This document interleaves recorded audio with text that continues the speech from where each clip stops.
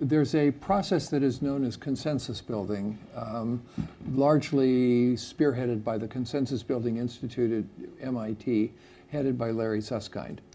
There's a whole series of pieces of work that have been done on consensus building in the US, which includes dialogue as a part of the process.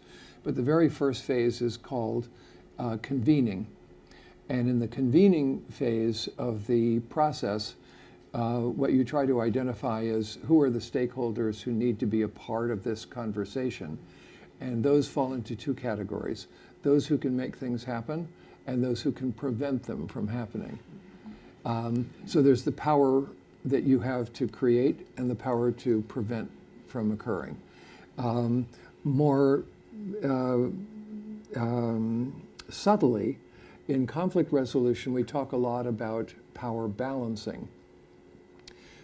Because it's important, well, you want to have people who have power being present in the conversation so that things can actually shift. It is also important to have a conversation that is not organized around their power, but to have a conversation in which everyone gets to participate regardless of the amount of their personal power, because the questions that we are asking are questions that impact everyone. So what life experiences have you had? Well, nobody's uniquely positioned to control the answer to that question. Even deeper still, what we advocate in conflict resolution, flowing from Getting to Yes by Fisher and Urey, is the shift from power-based forms of decision-making to rights-based forms of decision-making to interest-based forms of decision-making. So a power-based form of decision-making is simply dictatorship, or whatever it might happen, an absolutist monarchy or whatever. A rights-based form of power in decision-making would be a constitutional government, a legally constituted government, a representative democracy. Magna Carta. Huh? The Magna Carta. Magna Carta, because as I was saying before, a right is a limitation on the exercise of power. So the object is to move away from power-based relationships and conversations into ones where everybody somehow gets to participate. But the mechanism for making decisions is voting, basically. Well, that's a win-lose process. Is it possible to have a win-win process? And that's where interest-based forms of decision-making come in. And there the effort is to try to reach consensus wherever possible. In other words, to empower everybody who's impacted by the problem. So you're dancing a very, along a very fine line here. There's a balancing act, because you don't want to, the purpose of this is really either to just increase empathy between people who are touched by a problem, or it is to solve problems, or it is both. And my approach is to try to do it in a way that is both. That is, we build empathy and then we also come up with recommendations. The object of this is to, wherever possible, reach consensus about what the problem is and what needs to be done about it, or what are some possible ways of solving it. What we've found, having done thousands of small group sessions where people look at problems in this way, is every small group, I can't think of a single small group that we have worked with over the last 30 years, where people have not come up with terrific responses that they have reached, where they've reached consensus on solutions that could work for everybody. But I remember one that I want to mention. Oh, okay. Okay, and Diane, this had to do with a finance organization. But we did reach consensus on it eventually. Well, but through the process, yeah. Yeah. So we're working on this finance organization in a very large television network. And Ken and I are working with them on having a small team structure, self-directed and empowered teams in their organization as a structure. And we're meeting with maybe 200 people in the room, maybe more, to come to consensus on a series of changes that need to be made and how the boss, the CFO, and the other managers behave, and how everybody who are the, quote, bean counters on the bottom behave, okay?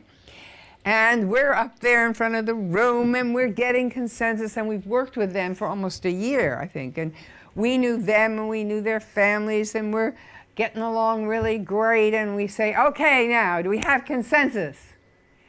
And what that meant was there was no one in the room who could not live with the list of changes.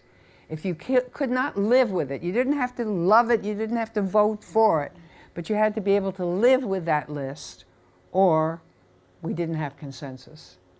And one woman, one young woman, low in the hierarchy, said, I cannot give consensus, be part of consensus on this. I cannot give my consensus vote on this. It stopped the whole process. And sure enough, there were others who were not happy with consensus, but they were afraid to speak up.